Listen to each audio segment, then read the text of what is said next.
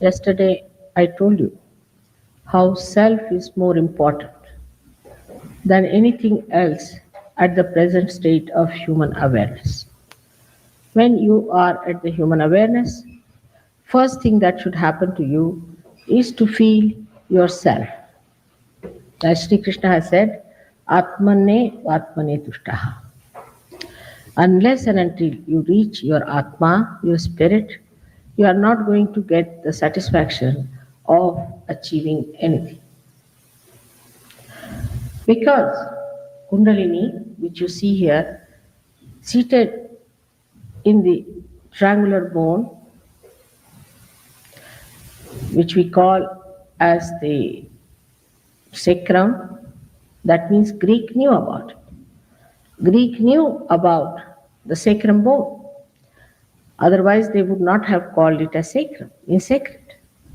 Even when I went to Athens, I was surprised that Athena, the word Atha, comes from Sanskrit, means primordial. And she had a snake-like thing in her hand with all the chakras. So the Greeks knew about it. And when I talked to them, they told me that it is a fact that Indians came much before Alexander. We had rapport with Indians much before Alexander. And they told us about the primordial mother and her three powers. It is very amazing how they knew all about it. And then it all got lost because of the extroversion moving out from reality. So this bone, sacrum bone, contains, or here resides the Kundalini in 3.5 coil. This is the power of our pure desire. The pure desire is the desire when it is manifested should give you full satisfaction. For example, some people seek it in power. They indulge in power. Some seek it in possession. Some seek it in other things. But all these seekings do not give them satisfaction. If they could give satisfaction, then there would have been no problem. Because once you buy a car, then you want to buy something else, and then you want to buy something else. You start moving from one to another, and as economics says that in particular a want is satiable, but not in general. So we have to understand that the wants that we have, the desires we have, are not pure desires, but are impure desires. And when we deal with them, we never get that satisfaction. For example, somebody wants to do something. He does it, but he doesn't get any satisfaction out of it. The only way you can get satisfaction is that you become one with the divine. And this power of desire, which is a pure desire, is residing in each and everybody's triangular bone. But we are lost. We are seeking our pleasures, our joys into wrong things.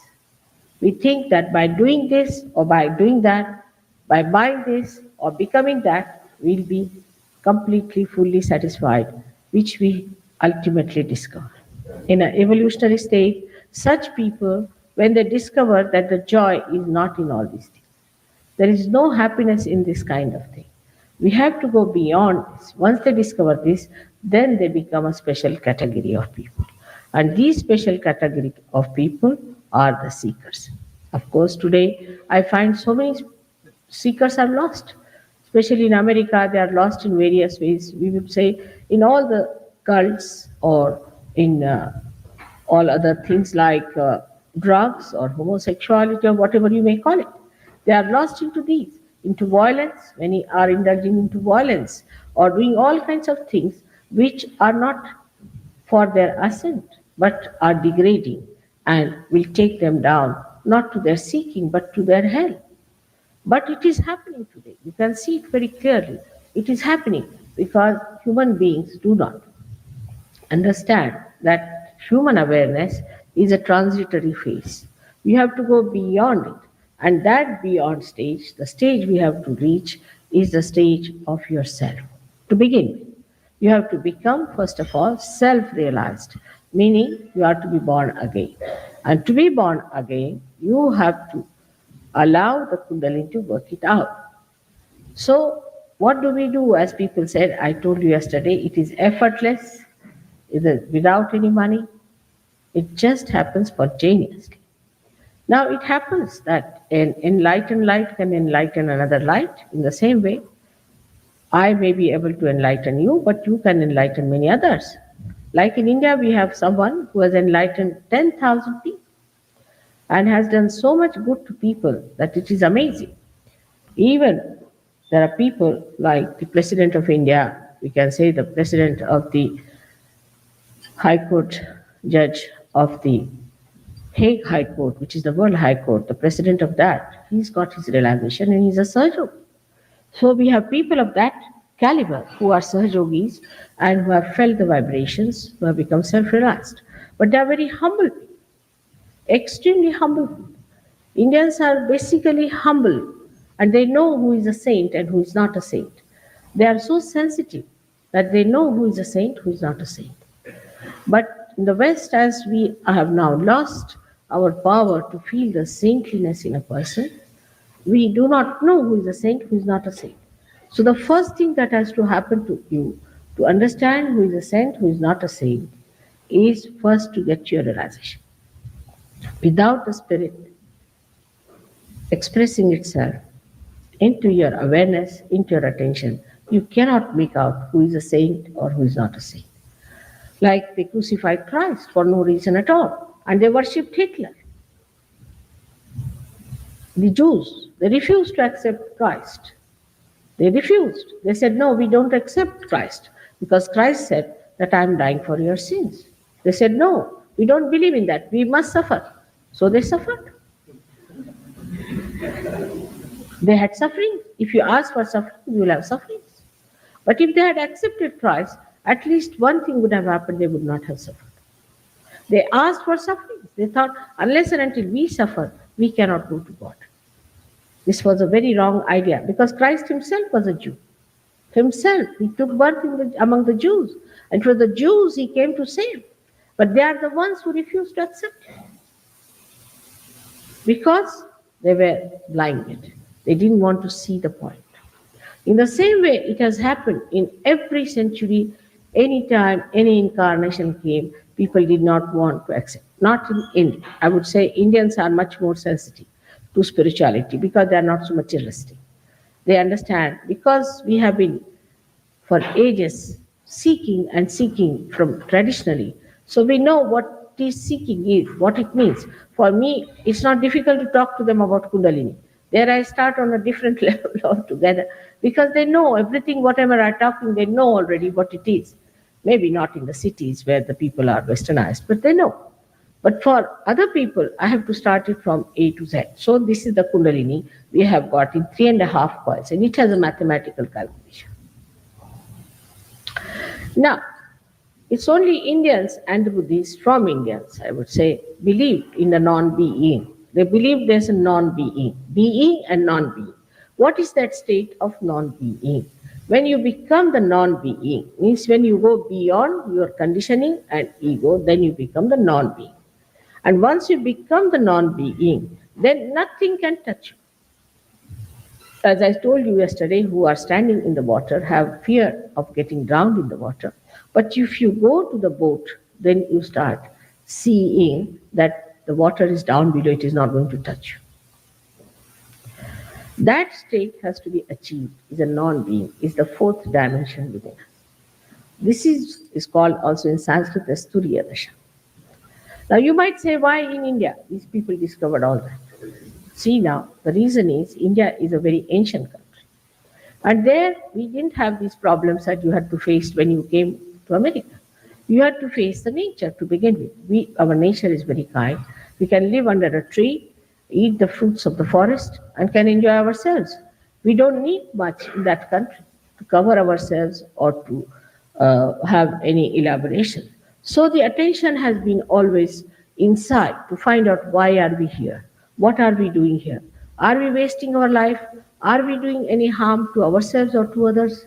Is it all right to exist as human beings or is there anything beyond? This search has been there for thousands and thousands of years, and because of this seeking, they have been able to reach right conclusions that there is this Kundalini within us. And this Kundalini is to be awakened. And if she is awakened, then you can become self very easily. And this was the job I had to do.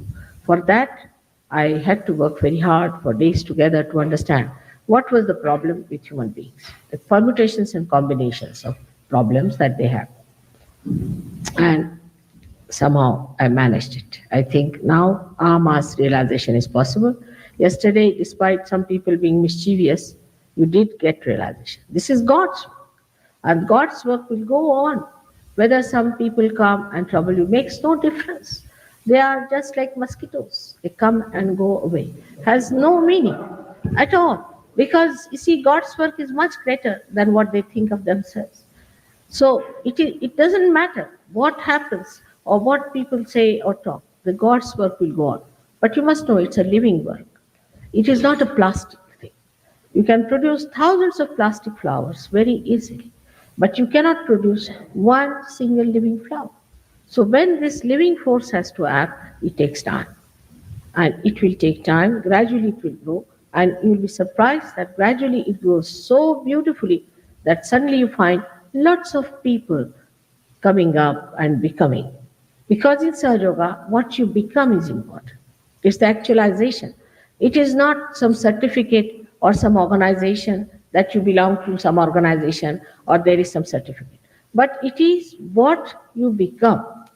Your becoming is important. If you cannot become something, then you are no good in Sahaja Yoga. Many people who come to us, we find they improve a lot and they become very great also. But some people do not. They just waste it. Energy is all wasted. Whatever you may try, they do not. Sometimes they are so conditioned that we cannot improve. There we feel helpless about them because they do not want to cooperate also. And also they have many pressures on them. But 90% people go up very well and they manifest whatever they have achieved. Now the main thing is to understand that this mechanism exists within us. This energy exists within us. Now this is like a hypothesis for you. We need not accept it. It's an hypothesis, as one would put to a scientist.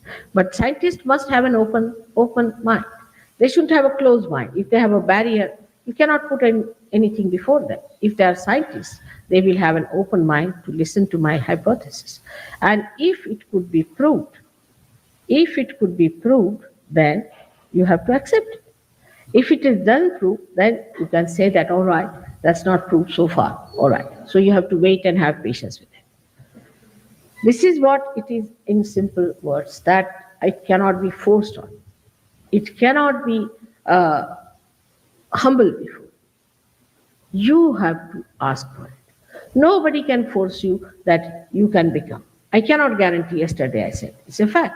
But still, so many people got their realization, felt the cool breeze, and felt the cool breeze out of their head. This you cannot do otherwise. All other things you can do, but this you cannot do is to take out cool breeze out of your head, which is a factual thing and experience. But as I told you, that we live mentally much more than we live with reality. And mental projections can be anything, like a person who murders someone. Here's justification, I murdered someone because of this and this. But that justification does not allow you to get out of law, does it? No. You'll be caught in the law. You cannot do it. Whatever is wrong, you are not supposed to do it. But that is human law. In the same way, there is God's laws.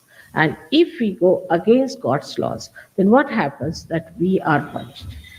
Now, today I'm going to tell you about other awareness that one can have, that one should know about. I'm talking about the super consciousness, which is on top of our head. But when the attention moves to the left side too much or to the right side too much, then also there could be a very, very big problem. And the big problem can come because we are not knowledgeable about it. We do not know. What is unknown need not be divine, not at all.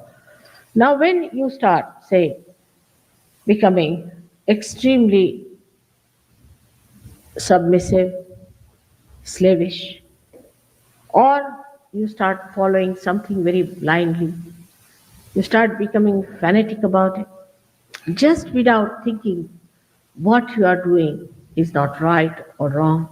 You just follow something like that. We call it the left side movement of the attention starts, where you start subduing yourself to something, subjecting yourself to something. Accept the slavery of some ideas, accept the conditioning of some sort of theories. Now, once you start accepting such theories, mentally, the attention starts moving towards the left side. And also, some people have a capacity to possess you like that. They can possess you and can do like that, that you lose all your freedom and you become that kind of a person. Then, at that time, what happens that you start moving from your conscious mind to the subconscious mind and then to the collective subconscious. If you move to the collective subconscious, then what happens to you? If you move to the collective subconscious, then a person becomes possessed. This possession comes to you through what we call the protein 52 or protein 58 in medical terminology. They say that if a person is vulnerable to cancer, it is triggered by the presence or entrance of protein 52 or protein 58. These are the names the doctors are given, which trigger the disease.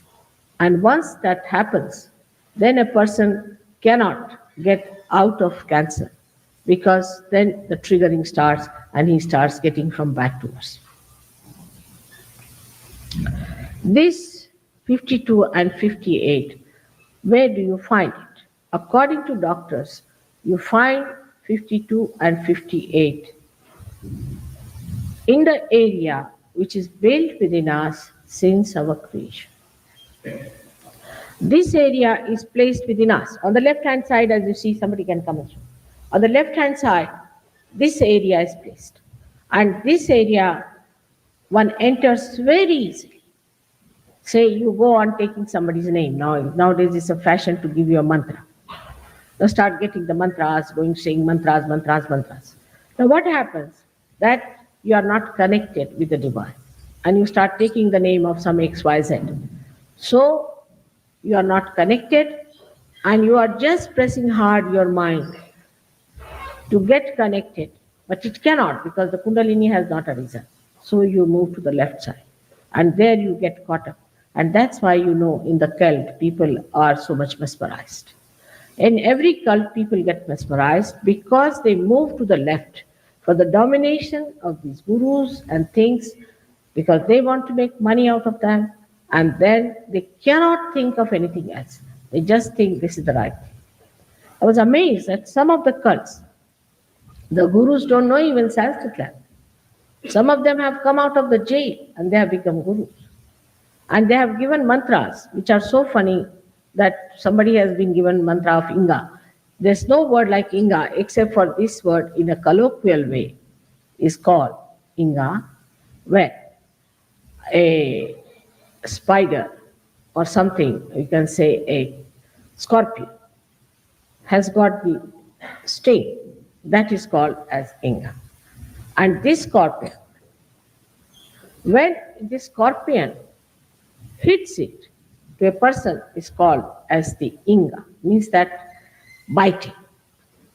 Now, that's the mantra given to many people. I was shocked and was told not to tell anyone about it. So if you tell to anyone, he'll just start laughing and roaring with laughter. Another mantra I heard was Tinga, meaning when you show somebody like this is Tinga, in colloquial word, not in Sanskrit language. There is nothing like a Jir and Ing in Sanskrit language. It has no meaning. And everything is meaningful in Sanskrit. Even every syllable is meaningful.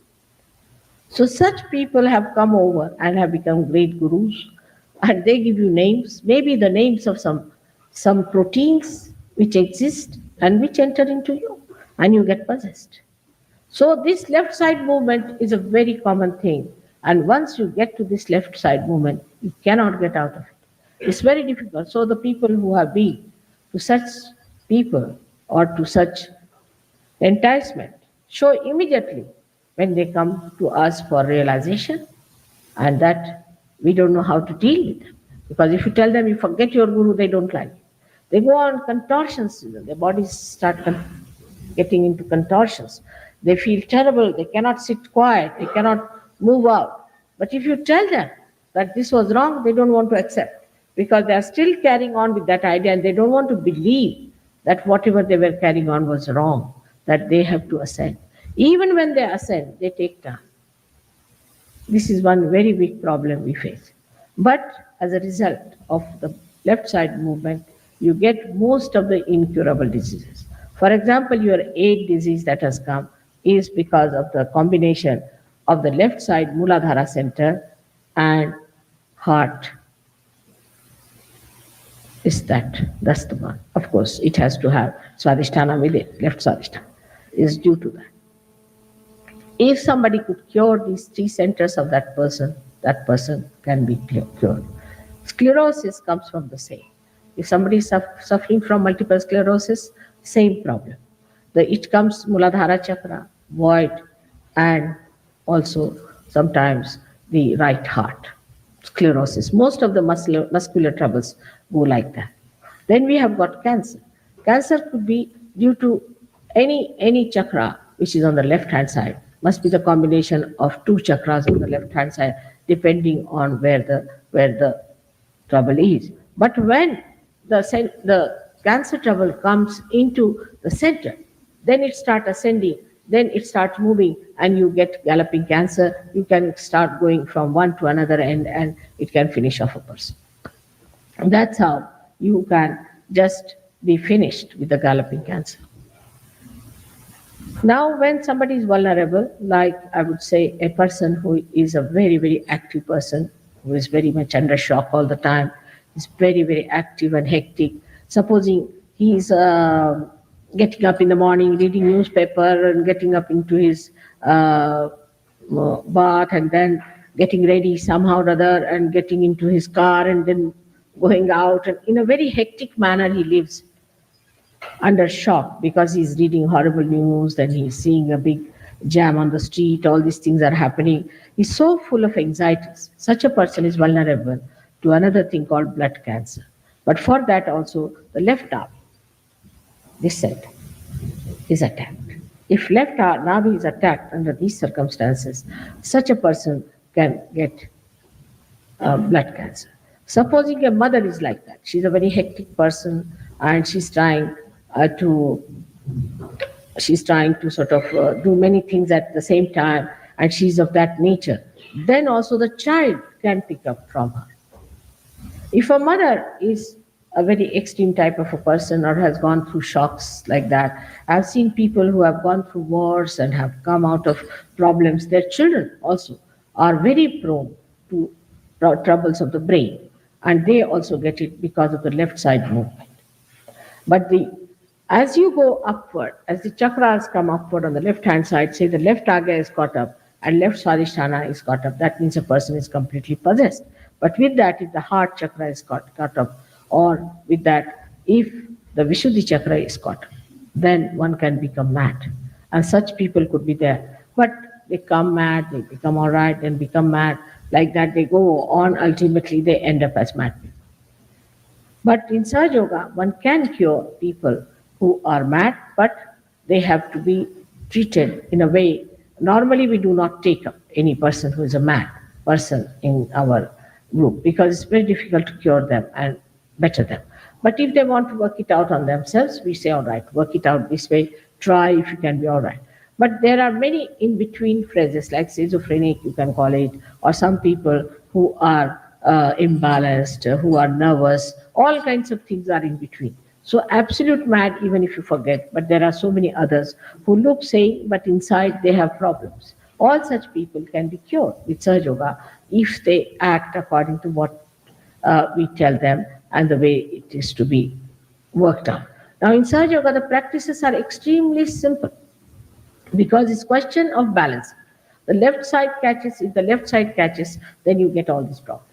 But if you can balance it, if you can balance left side with the right side, the troubles can be all right. For example, if you have got, say, a left side problem, and you do some right side activity of ego development, you'll be amazed that your cancer can be cured. But then you go to the right side. That means you become ego oriented, you become extremely ambitious, you become futuristic, you start dominating others. And this is what was practiced by Hitler. He got this knowledge from Dalai Lama. He said it in his book that he got it from Dalai Lama, how to control the minds of the people, by which you dominate them, and by domination, what do you make out of them? Devils. And that's why he did it. Because they become so ambitious, they become racist to begin with. They become racist. They think they are the best, they are the highest, they have the right to kill anybody they feel like, they have a right to take revenge, they have a right to ill-treat people. All kinds of funny ideas come into their heads, these right-sided people. And when they come into the right side, they do not know what they are up to. Because once they develop the right side, then they have other troubles. Like they might develop blood pressure, they might develop kidney troubles, they might develop heart trouble. Heart in the sense, not angina and all that of a lethargic heart, but overactive heart. They can get a sudden massive heart attack and they may die with it. So such people are also suffering from all kinds of liver trouble, like cirrhosis of the liver, other liver troubles, skin problems. All these come from the right side. So when you start moving to the right side too much, you can be possessed by people who are overactive. Like an ego-oriented person, if he becomes friendly with another egoistical person, both of them combine together in such a manner that they form a group of egoistical nature. When they become egoistical, they try to dominate. And a big group can form a frantic, horrible, violent group which can try to kill. In India, we had one such group which was formed under the name of the goddess. They started it in India, like called as Anand Mark. Of course, it is now banned. The fellow is under supervision, but still in America, he has followers. Surprisingly, they were caught killing some ambassadors and all that, and the leader had to go in the jail for days together. Everything happened, but the followers, because they are so possessed with the idea that they are in charge and they have to kill everyone and that they have to become like Hitler. Now you cannot stop it. It's very difficult, but you can. If you can raise their kundalini, then they will understand this is not reality. We are just doing something that is not reality. Is not for our beneficiary, or not neither for anybody else. It is such a dangerous thing we are doing to ourselves. It's not at all benevolent to ourselves or to anybody else. So the benevolence only comes when you move upward.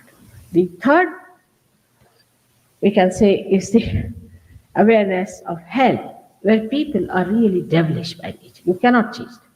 They're very devil-like, very possessive type, extremely arrogant, aggressive, and they're really devils incarnate in human forms.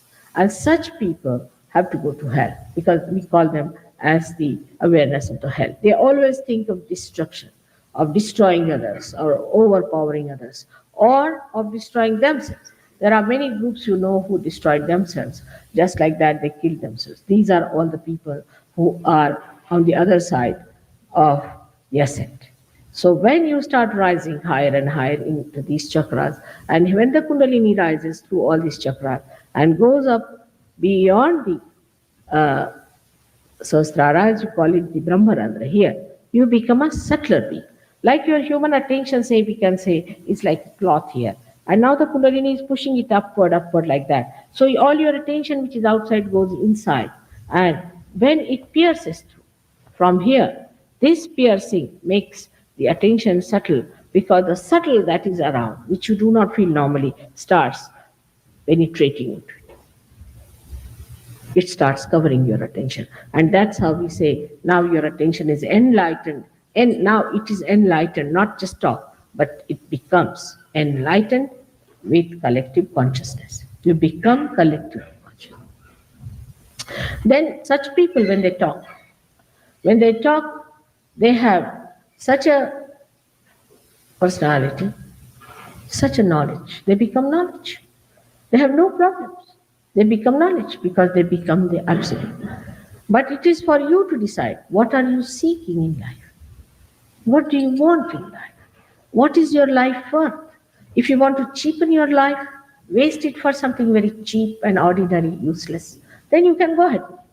But if you think your life is important as a human being, should be, because you have become from amoeba to this stage as a human being, not to waste it, not to throw it away uselessly, but to become the spirit. That's what you have come on this earth for. And that's what should happen to you. Now, the main problem with human beings is that there are barriers we have. To accept anything, we have barriers. But there is nothing to be accepted. In Sahaj Yoga, you need not accept anything whatsoever, but you should not also deny. If you deny, I cannot raise your kundalini. I cannot. You should allow your mind to be open to get realized. Because one reason is there why you have to do that more. Because you do not know about kundalini. People told me they don't know even what self-realization is. Imagine, in India, when my grandchild was born, we had our astrologer in my husband's place, about 2,000 miles away from where the child was born. He sent a telegram saying that this child has found her guru, Sadguru in the household. It was such a great thing to find a Sadguru who will give realization to the child. To us, it is the most important thing. In a horoscope, the first thing they'll ask, shall we get self-realization in this lifetime or not? Then they say, all right, this lifetime you might. Maybe next lifetime. Then they think, oh God, we have to wait one lifetime more. And all action is surrounding that. The whole behavior, that you must try to check your attention. Chitta nirodha. Try to check your attention. Wherever it wants to go, just keep it out. While here it is, what's wrong? So what? If you want to jump in the sea, so what? Who are you to tell us? It's not that. There it is, you must control your attention. Control your attention. Keep the attention pure. If your attention is not pure at the time of realization, there will be a problem. It's just a different attitude towards life. If somebody is angry, here people always say, I hate you. I mean, in India, if a child says like that, he'll have 2 slaps on the face. It's regarded bad manners to even to think like that, that you hate anyone. To hate anyone is a sign of degraded personality. I mean, it's very common with Indian people. Whatever you know of Indians are the people who are uprooted, who have come here to make dollars. They are different people. They are sort of sieved out. But the people who are in India, now we have here at least 20% people who have been to India. You can ask them. To them, generosity is a quality. Righteousness is a quality. Purity is a quality. Quietude is a quality. Peaceful nature is a quality. They do not boast of their angers and they do not boast of their hatred at all. I mean, it is never, never, never done. Even if somebody hates, he will not say that, I hate you. And it took some time for me to even to say this sentence to people, that this is something prohibited. Because your tongue gets spoiled. If your tongue is spoiled and impure, then whatever you say becomes untrue. Your tongue must be pure. You should not say something which is not true.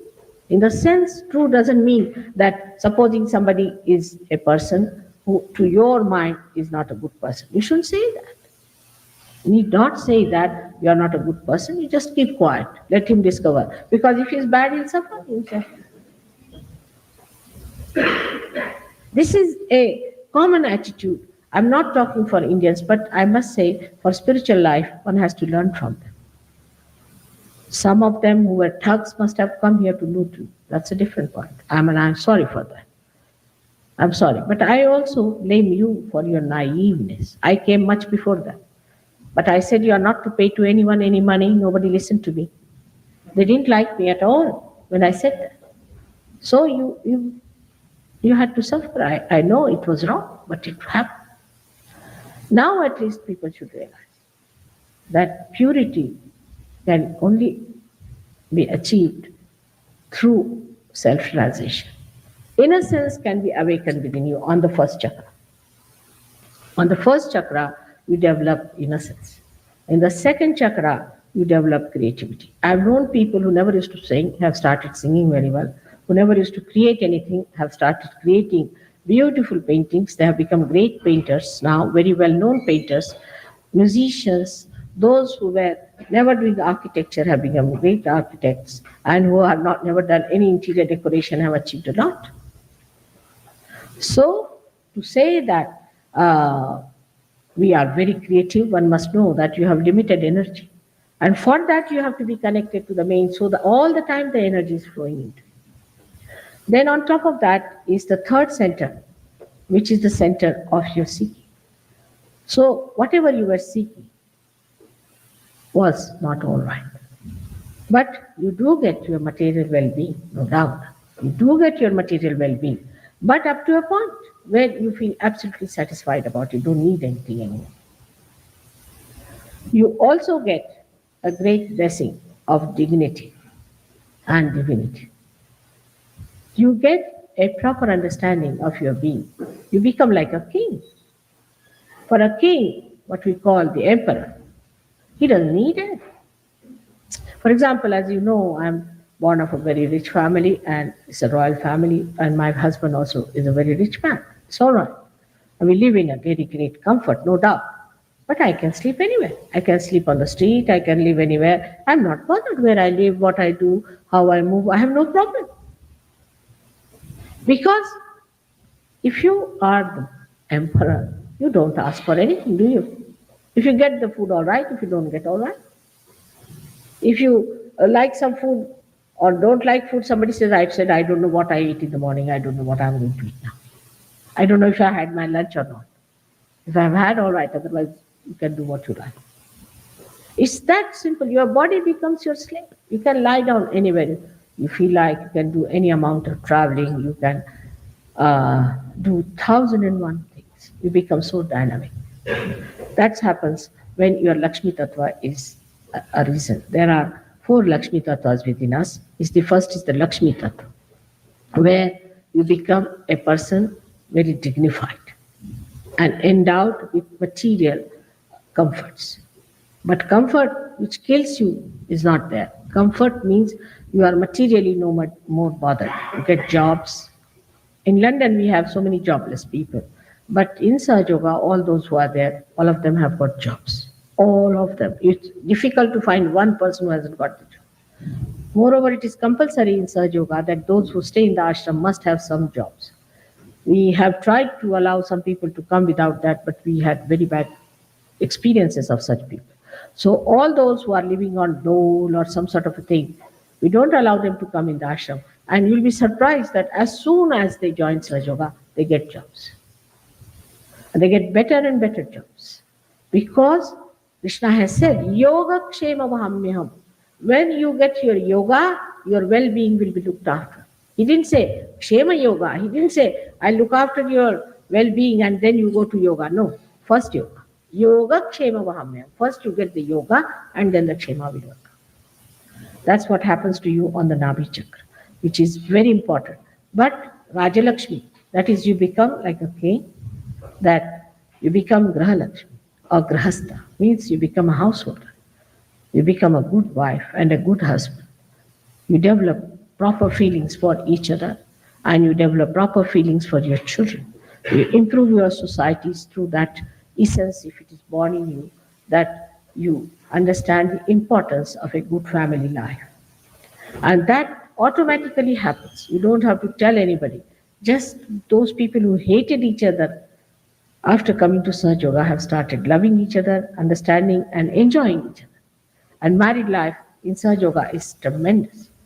90% of married life is so great that people in America where they divorce every third year, we have seen people are doing very well in the married life, even in America.